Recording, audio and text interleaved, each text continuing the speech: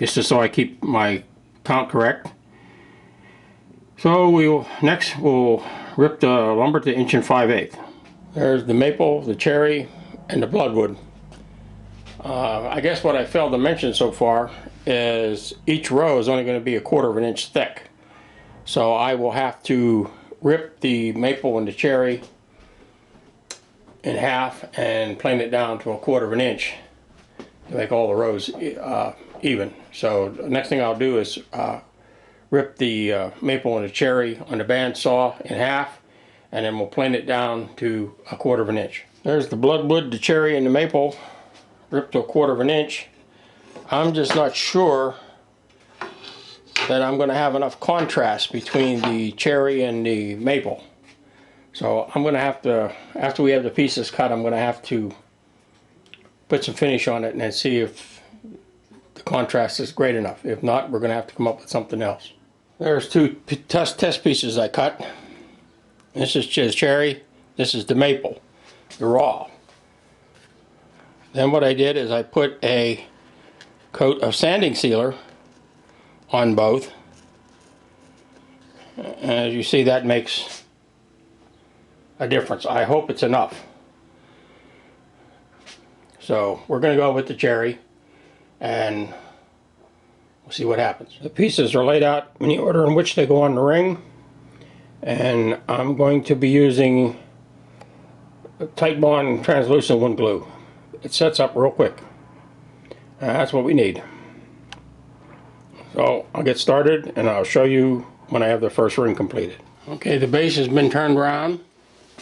I'm going to start right here at this main section, and I put a mark here so I know where each row starts. Lock that down. Now the next thing I'll do is I will take from the pattern and I will lay out the pieces exactly the way they go on the ring. Now using this pattern, I'm going to lay out the pieces on this MDF in the order on which they go on the ring. Imagine this is the first, it rotates clockwise looking down on it, so we'll go right in this order.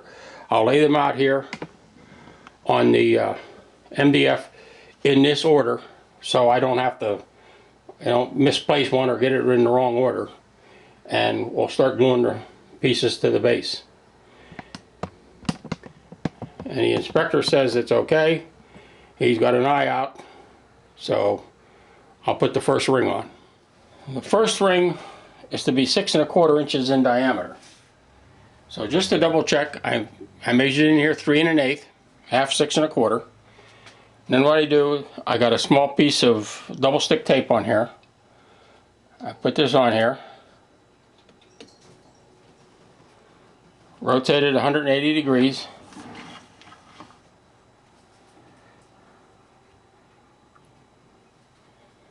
Put the other one on.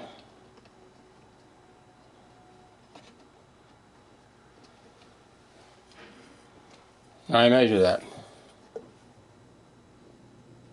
6 1/4 on the nose. So we're good to go. Make sure this is locked down. We'll start adding pieces. The first ring's been glued on. Now while this dries, we'll cut the pieces for the next row. And then after this dries for an hour and a half, 2 hours, we have to put this in the lathe and sand this flat, because the cherry and the maple that I ran through the planer is about 8/1000ths thicker than the bloodwood. So we'll bring that all down to exactly 1/4 inch, and then we'll start the second row. The next row needs to be 24/1000ths thicker, or wider rather, than the last piece. So here's one way I do it. Little block's got this tied fast. Loosen the block. Put a feeler gauge in here at 24/1000ths. Hold it tight. Squeeze this.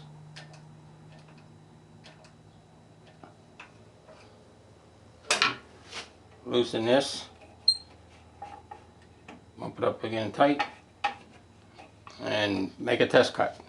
That's 7 rings on. That's about a third of the way up the bowl. So I'm about to put row number 8 on. That's 14 rows. Now what I do, I take a pipe cleaner and I put a coat of sanding sealer on the inside edges of these pieces. That way it makes it a little easier to get the finish on, and it helps to keep the glue from sticking to the piece as I clean it out in between. So I'll do these 48 pieces and then we'll show you how I put them on the bowl. Sanding sealer has been put on the edges of all the pieces. This is row number 15. I waited to this point in the bowl to show you the following because the pieces are much bigger. It's very hard to get a shot when the pieces are extremely small. So next we'll align these up for row 15. I have all the pieces laid out in the order that I'm going to put them on the bowl, starting here and going across.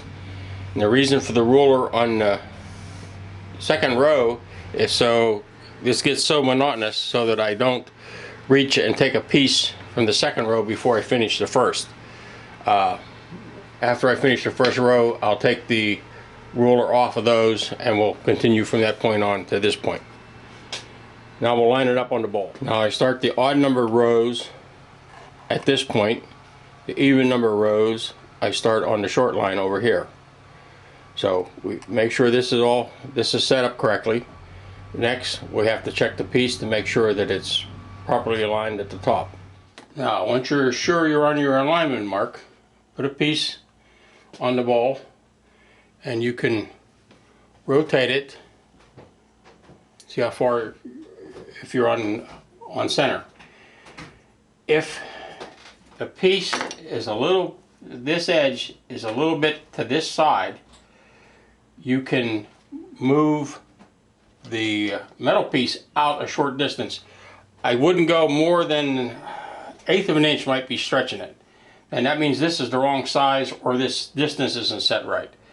If this piece is where it should be and this piece is in, then this metal could move out, but that would make your diameter smaller. So it's best to be very close.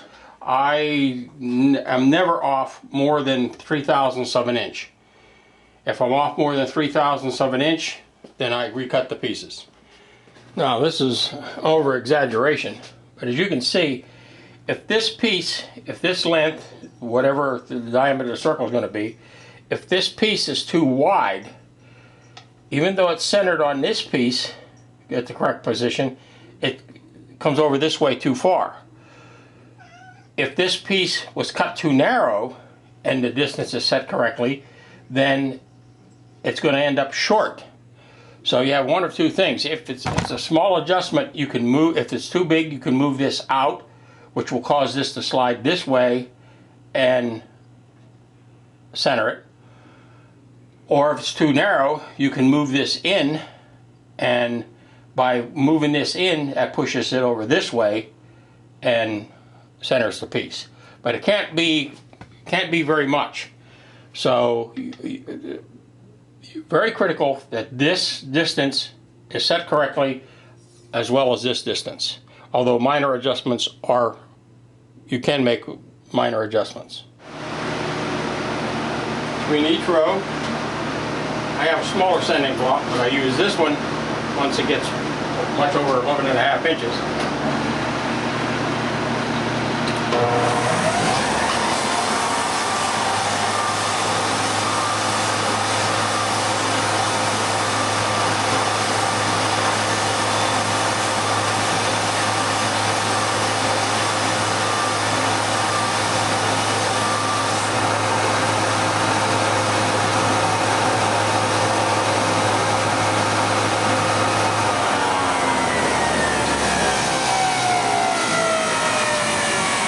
The walnut is about 10/1000ths thinner than the rest, so we have to sand this down so it's perfectly smooth. I will blow that out with the air compressor and we'll proceed with the next row.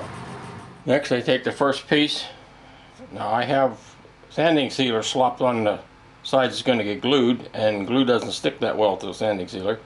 So I take each piece and I rub it on a piece of sandpaper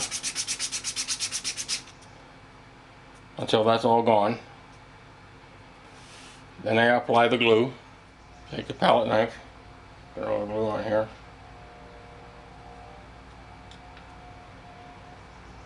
One amount of glue. Next I press it in place.